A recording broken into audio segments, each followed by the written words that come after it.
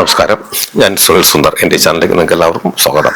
ഇന്ന് ഞാൻ പറഞ്ഞൊരു വിഷയം, നമുക്ക് ശത്രുദോഷങ്ങൾ, മനുഷ്യന് ഭയങ്കര പേടിയാണ് ശത്രുദോഷങ്ങൾ. അപ്പോൾ ശത്രുദോഷങ്ങൾ എങ്ങനെയൊക്കെ വരാം, അതിൽ വളരെ പെട്ടെന്ന് അല്ലെങ്കിൽ നമ്മളെ പറ്റിച്ചുകൊണ്ട് വരുന്ന ഒരു രീതിയുണ്ട്. ആ രീതിയെക്കുറിച്ചാണ് ഇന്ന് ഞാൻ പറഞ്ഞത്. ഇതെല്ലാവരും ശ്രദ്ധിക്കണം. എൻ്റെ ചാനൽ കൂടി ജ്യോതിഷപരമായ വാസ്തുപരമായ അത്യാവശ്യം നമ്മൾ അറിഞ്ഞിരിക്കേണ്ടുന്ന കാര്യങ്ങളെക്കുറിച്ചും അതിനോടൊപ്പം മനുഷ്യ ശരീരങ്ങൾ ബാധകൾ കയറാറുണ്ട്. അങ്ങനെ കയറാൻ അതിനെ സാധ്യമായ രീതിയിൽ ഒഴിപ്പിക്കാൻ പോകുന്ന ഒരു വ്യക്തിയാണ് ഞാൻ. അങ്ങനെ ഞാൻ പോയി ചെയ്തിട്ടുള്ള സംഭവങ്ങളും കഥാരൂപേണ ഞാൻ എൻ്റെ ചാനൽ കൂടി അവതരിപ്പിക്കുന്നുണ്ട്.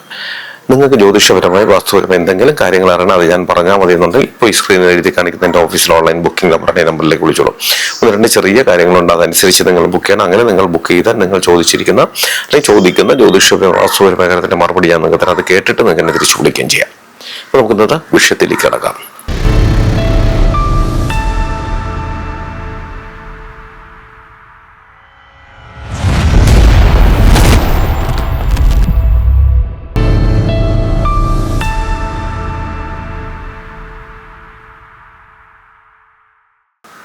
ശത്രുദോഷങ്ങൾ അത് പല വിധത്തിൽ മനുഷ്യൻ്റെ ജീവിതത്തിലേക്ക് വരുന്നുണ്ട്. ശത്രുദോഷം കൊണ്ട് ചൂടും നശിച്ചു പോയിട്ടുള്ള വലിയ കോടീശ്വരന്മാരെ വരെ എനിക്കറിയാം.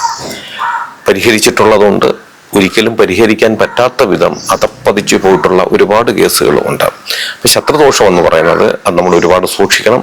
അതില്ല എന്നൊക്കെ പറയും, പക്ഷെ അതുകൊണ്ട് 101% അല്ല 150% അത് ഉറപ്പിച്ചേ പറ്റുള്ളൂ. ഉറപ്പിക്കാൻ പറ്റുന്ന ഒരുപാട് സംഭവങ്ങൾ നമ്മുടെ ജീവിതത്തിൽ ഉണ്ടായിട്ടുണ്ട്. അപ്പം എല്ലാവരും ഈ ശത്രുദോഷം വരാതിരിക്കാൻ എന്തൊക്കെ ശ്രദ്ധിക്കണം, പാലിക്കേണ്ടുന്ന കുറച്ച് കാര്യങ്ങൾ ഞാൻ ഇതിനു മുമ്പുള്ള എൻ്റെ എപ്പിസോഡുകളിൽ ഞാൻ പറഞ്ഞിട്ടുണ്ട്. അപ്പം നമ്മൾ ശ്രദ്ധിക്കേണ്ട പല വഴികൾ അതും ഞാൻ പറഞ്ഞിട്ടുണ്ട്. പക്ഷെ ഇന്ന് ഞാൻ പറയുന്നത് വളരെ വ്യത്യസ്തമായിട്ടുള്ളൊരു സംഭവമാണ്. അത് ഇപ്പോൾ എനിക്കറിയാവുന്നൊരു കുടുംബത്തിൽ സംഭവിച്ചു പോയതുമാണ്. അതായത് ഇത് ചെറിയൊരു എപ്പിസോഡാണ്, വളരെ ചുരുക്കി ഞാൻ പറയാം. അത് പറയാൻ കാര്യം, ഇത് വളരെ പ്രാധാന്യമാണ് നമ്മുടെ ജീവിതത്തിൽ, ഒരുപാട് ശ്രദ്ധിക്കേണ്ടതാണ്. നമ്മുടെ വീട്ടിലൊരു വിശേഷം നടക്കുമ്പോൾ, പ്രധാനം ഒരു പാല് കാച്ചി നടക്കുമ്പോൾ നമ്മൾ അപ്പോഴും ഈ വൈരാഗ്യമൊക്കെ മറന്നിട്ട് നമ്മളോട് ശത്രുതയുള്ളവരോ വൈരാഗ്യമുള്ളവരോ നമ്മളെ മിണ്ടാതെ നടക്കുന്നവരോ നമ്മളെ കാണുമ്പോൾ മുഖം കുരിച്ച് നടക്കുന്നവരോ, അതായത് നമ്മളെ ഇഷ്ടപ്പെടാത്തവരെ നമ്മൾ പോയിട്ട് നമ്മളവരെ ഈ പാല് കാച്ചി ചടങ്ങിനൊക്കെ വിളിക്കും. അങ്ങനെ വിളിക്കുമ്പോൾ നമ്മൾ വളരെ സ്നേഹത്തോടു കൂടി നമ്മൾ ഒരുപാട് പൈസയൊക്കെ മുടക്കി ഒരു വീട് വെച്ചതാണ്. ആ വീട്ടിൽ താമസമാകുമ്പോൾ ആ സന്തോഷം കൊണ്ട് നമ്മുടെ ശത്രുക്കളുടെ അടുത്തുള്ള അല്ലെങ്കിൽ നമ്മളോട് ശത്രുത കാണിക്കുന്നവരുടെ അടുത്തുള്ള വൈരാഗ്യം പോലെ നമുക്ക് മറന്ന്, അല്ലെങ്കിൽ അവരുടെ ശത്രുത പോലെ നമ്മൾ മനസ്സിലാക്കാതെ സൗഹൃദത്തോടു കൂടി പോയി അവരെ വിളിക്കുന്നു. അത് നമ്മുടെ മനസ്സ്. പക്ഷെ അവരതെന്താണ് മനസ്സിലാക്കുന്നത്? ഇവന് പണി കൊടുക്കാൻ ഒരു അവസരം ഇതവൻ നന്നായി ഉപയോഗിക്കുന്നു. ഈ പാല് കാച്ചിന് ഒരുപാട് സമ്മാനങ്ങൾ നമുക്ക് കിട്ടാറുണ്ട്. ഈ സമ്മാനങ്ങൾ കിട്ടുമ്പോൾ നമ്മളത് ഒരുപാട് സൂക്ഷിക്കണം. അതായത് ഈ ഇടയ്ക്ക് എനിക്ക് എൻ്റെ മുന്നിൽ വന്നൊരു കേസ് എന്ന് പറഞ്ഞാൽ, അല്ലെങ്കിൽ എനിക്ക് അറിയാൻ പറ്റിയൊരു കേസ് എന്ന് വെച്ചാൽ, ഒരു പാർട്ടി വീട് വയ്ക്കാൻ തുടങ്ങുമ്പോൾ തന്നെ അടുത്തുള്ള ഒരാൾ അതിന് വേണ്ടിയിട്ടുള്ള തടയിടലും കാര്യങ്ങളും അത് മുടക്കാനായിട്ട് ഒരുപാട് അവർ പണികൾ കൊടുത്തു എന്നുള്ളതാണ്.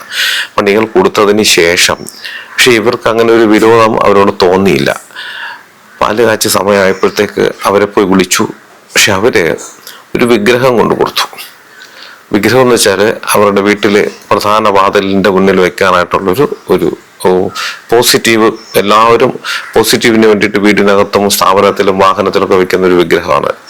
ഈ വിഗ്രഹം കൊണ്ട് കൊടുത്തിട്ട് 2 ദിവസം കഴിഞ്ഞപ്പോൾ ആ വീട്ടിൽ വന്ന് 2 ദിവസം താമസമാക്കിയ 2 ദിവസം മുതൽ അവർക്ക് അപകടങ്ങളും അസുഖങ്ങളും, ഈ പയ്യന് പിന്നെ ജോലിയില്ലാതെയായി, ബുദ്ധിമുട്ടുകൾ അങ്ങോട്ട് കൂടുന്നു. അങ്ങനെ 1-2 ആഴ്ച കഴിഞ്ഞപ്പോഴത്തേക്ക് ആണ് ഞാൻ ഈ കേസ് അറിയുന്നത്, ചോദിക്കുന്നത്. അപ്പോഴത്തേക്ക് ഇങ്ങനെ ചോദിച്ചപ്പോൾ ഇങ്ങനെ ഒരു വിഗ്രഹം കിട്ടിയെന്നും അതിൻ്റെ അംഗവൈകല്യം സംഭവം, ഒരു ഭാഗം അതിനെ തട്ടിപ്പൊട്ടിച്ചിരിക്കുന്നു, അതിൻ്റെ ഒരു ഭാഗത്ത് പൊട്ടിച്ചു വെച്ചിരിക്കുന്നു, പൊട്ടിച്ചിളക്കി കളഞ്ഞു. അപ്പൊ നമ്മൾ മനസ്സിലാക്കുക, ഇങ്ങനെ ഈ അംഗവൈകല്യം സംഭവിച്ചതോ, അതായത് ഞാൻ ഉദ്ദേശിക്കുന്ന ലാഫിൻ ബുദ്ധിയാണ്, ഈ സ്വർണ്ണ കളറിലിരിക്കുന്ന. അപ്പൊ ലാഫിൻ ബുദ്ധി നമ്മൾ വിട്ടുപയോഗിക്കുമ്പോൾ അതിന് ഒന്നും ഒരിടത്തും പൊട്ടാത്തതോ, എന്തിനു പറഞ്ഞാൽ അതിൻ്റെ ആ സ്വർണ്ണ കളർ പോലും മങ്ങിപ്പോയിട്ടുള്ളതുപോലെ നമ്മൾ വീടുകളിൽ വെക്കരുത്. കാര്യം ഈ വിഗ്രഹം വെക്കുന്നത് നമുക്ക് പോസിറ്റീവ് ഉണ്ടാകാനാണ്. അപ്പൊ ഇങ്ങനെ എൻ്റെ വിരൽ മുറിഞ്ഞു പോവുക, ഇത് വിരളെന്തോ മുറിഞ്ഞു പോയതാണ്, മുറിച്ചതാണ്, തട്ടി മുറിച്ച് കളഞ്ഞാണ്. ഈ കളർ മങ്ങിയതോ ഒക്കെ ആയിട്ടുള്ളതാണെങ്കിൽ നമ്മൾ വെക്കരുത്. അത് പോസിറ്റീവ് അല്ല, നെഗറ്റീവാണ് നമുക്ക് കൊണ്ടുതരുന്നത്. അപ്പൊ അതിന് നമ്മൾ ചെയ്യേണ്ടത് ഒഴുക്കുള്ള ജലത്തിൽ കൊണ്ട് ഒഴുക്കി കളഞ്ഞാൽ മതി, വേറെ ഒരു കുഴപ്പവും നമുക്കുണ്ടാകില്ല. അപ്പൊ ഇവിടെയും അതാണ്. ഇങ്ങനൊരു വിഗ്രഹം കൊണ്ട് കൊടുത്തു, അത് ഇവർക്ക് ബുദ്ധിമുട്ടേറി. അങ്ങനെ വന്നപ്പോഴാണ് അവർ ഇത് ശ്രദ്ധിച്ചപ്പോഴത്തേക്കാണ് ഇങ്ങനൊരു അവസ്ഥ കണ്ടത്. എൻ്റെ അടുത്ത് വിളിച്ച് ചോദിച്ചു. ഞാൻ പറഞ്ഞത് ഒന്നും വീട്ടിൽ വെക്കരുത്, അപ്പോൾ തന്നെ കൊണ്ടുവന്നത് ഒഴുക്കി കളയാൻ പറഞ്ഞു. അത് ഒഴുക്കി കളഞ്ഞു. അതിനുശേഷം അവർക്ക് വലിയ കുഴപ്പങ്ങളൊന്നുമില്ല. അപ്പൊ ഇതൊരു ശത്രുദോഷത്തിന്റെ തുടക്കമാണ്. ഇവർക്ക് ഇത് എന്തോ കുഴപ്പമുണ്ടെന്ന് മനസ്സിലായത് കൊണ്ടും ഈ വിഗ്രഹത്തിൽ ഇങ്ങനെ അവർക്ക് കണ്ണാലെ കാണാൻ പറ്റുന്ന വിധത്തിൽ ഒരു അപാകത ഉണ്ടായിരുന്നു. ഒരു പൊട്ടി ഒരു ഭാഗം പൊട്ടിച്ച് കളഞ്ഞിരിക്കും. അത് കണ്ടതുകൊണ്ടാണ് അവർക്ക് സംശയം തോന്നിയതുകൊണ്ടും ഞാനോട്ട് പരിചയ ബന്ധമുള്ളതുകൊണ്ട് അവരെന്നോട് വിളിച്ചു ചോദിച്ചതാണ്.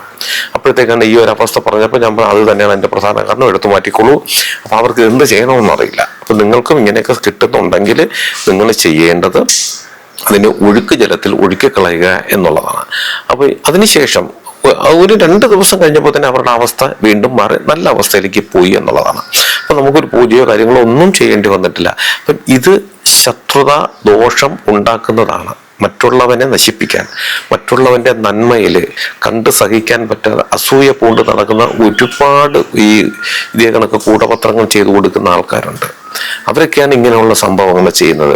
ഒരു പാല് കാഴ്ച, ഒരു സന്തോഷത്തോട് ഒരു നല്ല കാര്യം നടക്കുമ്പോൾ നമ്മൾ അവരോട് കാണിച്ച ശത്രുത എല്ലാം മറന്നിട്ട് അവർ നമ്മളെ വന്ന് വിളിക്കുമ്പോൾ നമ്മളും ആ ശത്രുത മാറ്റിവെച്ചിട്ട് പോകേണ്ടതിന് പകരം ഈ കിട്ടിയ ഒരു അവസരം അതിങ്ങനെ ഉപയോഗിച്ച് അവർ വീണ്ടും തകർക്കാൻ ശ്രമിക്കുന്ന ചില ക്ഷുദ്രജീവികൾ, മനുഷ്യരെന്ന് പറയാൻ പറ്റും, ക്ഷുദ്രജീവികൾ നമ്മുടെ ചുറ്റിനുമുണ്ട്. എല്ലാവരും ശ്രദ്ധിക്കുക.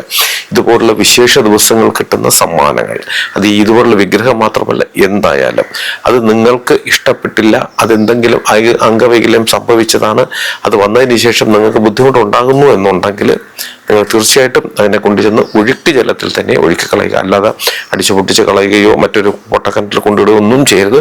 ഒഴുക്ക് ജലത്തിൽ, കായല്, അതുപോലെ കടലോ വലിയ ആറുകൾ, നദികളിലൊക്കെ ഒഴുക്കി കളയാം. അത് അങ്ങനെ ചെയ്താൽ നമുക്ക് ഒരു ബുദ്ധിമുട്ടും വരില്ല. അത് തുടക്കം.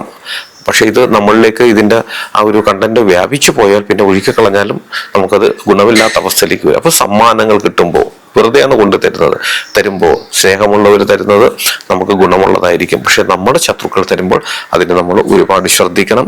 ഒരുപാട് നമ്മൾ അതിനെ പരിശോധിച്ച് അതിന് എന്തെങ്കിലും കുറവുകളുണ്ടെങ്കിൽ ഉടൻ തന്നെ അതിനെ കൊണ്ട് ഒഴുക്കി കളയാൻ ശ്രമിക്കുക. ഞാൻ ഈ പറഞ്ഞിട്ട് നിസ്സാര കാര്യമായി നിങ്ങൾക്ക് തോന്നാം, അല്ല. ഇത് നമ്മുടെ ഒരു വലിയ അപകടത്തിന്റെ ഒരു തുടക്കമാണ്. അതായത് ഒരു ശത്രുദോഷത്തിന്റെ ആരംഭഘട്ടം തന്നെയാണ് ഇങ്ങനെ കൊണ്ടുതരുന്ന ചില അപൂർണമായിട്ടുള്ള, പൂർണ്ണതയില്ലാത്ത ചില സമ്മാനങ്ങൾ. അതിൽ നിന്നും നമുക്ക് ശത്രുദോഷങ്ങൾ വരാം. ഒരുപാട് പേർക്ക് വന്നിട്ടുണ്ട്. ഞാൻ ഈ പറഞ്ഞ കാര്യം നിങ്ങൾക്ക് എല്ലാവർക്കും ഉപകാരപ്രദമാകട്ടെ. നിങ്ങൾക്ക് ജ്യോതിഷപരമായ, വാസ്തുപരമായ എന്തെങ്കിലും കാര്യങ്ങൾ അറിയണം, അത് ഞാൻ പറഞ്ഞാൽ മതി എന്നുണ്ടെങ്കിൽ ഇപ്പോൾ ഈ സ്ക്രീനിൽ എഴുതി കാണിക്കുന്ന എൻ്റെ ഓഫീസിലെ ഓൺലൈൻ ബുക്കിംഗ് നമ്പറിലേക്ക് വിളിച്ചോളൂ. 1-2 ചെറിയ കാര്യങ്ങളുണ്ട്, അതനുസരിച്ച് നിങ്ങൾ ബുക്ക് ചെയ്യണം. അങ്ങനെ നിങ്ങൾ ബുക്ക് ചെയ്താൽ നിങ്ങൾ ചോദിക്കുന്ന ജ്യോതിഷപരമോ വാസ്തുപരമായ കാര്യത്തിന് മറുപടി ഞാൻ നിങ്ങൾക്ക് തരാം. അത് കേട്ടിട്ട് നിങ്ങൾക്ക് എന്നെ തിരിച്ചു വിളിക്കുകയും ചെയ്യാം. അതുപോലെ നിങ്ങളുടെ വീടിനോ നിങ്ങളുടെ ഭൂമിക്കോ ഭൂമിദോഷമോ വാസ്തുദോഷമോ അതുപോലെ എന്തെങ്കിലും ദോഷങ്ങളുണ്ട്, അത് ഞാൻ അവിടെ വന്ന് കണ്ട് പരിശോധിച്ച് പരിഹരിക്കണമെന്നുണ്ടെങ്കിൽ നിങ്ങൾ ഈ നമ്പറിലാണ് വിളിക്കേണ്ടത്. അതിന് ഏത് ജില്ലയിലാണെങ്കിലും മറ്റൊരു സ്റ്റേറ്റിലാണെങ്കിലും സമയക്രമം അനുസരിച്ച് ഞാൻ അവിടെ വന്ന് കണ്ട് പരിശോധിച്ച് അതിനുള്ള പരിഹാര മാർഗങ്ങളും ചെയ്തു തരാം. നിങ്ങൾ എന്നെ കാണാൻ നേരിട്ട് ഒരുപാട് പേര് വരുന്നുണ്ട്. വരേണ്ടത് തിരുവനന്തപുരം ജില്ലയിലാണ്. അങ്ങനെ വരുന്നവർ ഈ നമ്പർ വിളിച്ച് അന്ന് കൺഫേം ചെയ്തതിന് ശേഷം വരാൻ ശ്രമിക്കുക. നിങ്ങൾ എൻ്റെ ചാനൽ സ്ഥിരമായിട്ട് കാണണം, സബ്സ്ക്രൈബ് ചെയ്യണം. എനിക്ക് വേണ്ട എല്ലാവിധ പ്രോത്സാഹനങ്ങൾ തരികയും വേണം. നിങ്ങൾക്കും നിങ്ങളുടെ കുടുംബത്തിലെ ഓരോ അംഗത്തിനും എല്ലാവിധ ഐശ്വര്യങ്ങളും സന്തോഷവും സമാധാനവും ദീർഘായുസ്സും ഈശ്വരൻ തരട്ടെ ആത്മാർത്ഥമായി പ്രാർത്ഥിച്ചുകൊണ്ട് തൽക്കാലം നിർത്തുന്നു. അടുത്ത ഒരു വീഡിയോയുമായി കാണുന്നവരെ എല്ലാവർക്കും നന്ദി, നമസ്കാരം.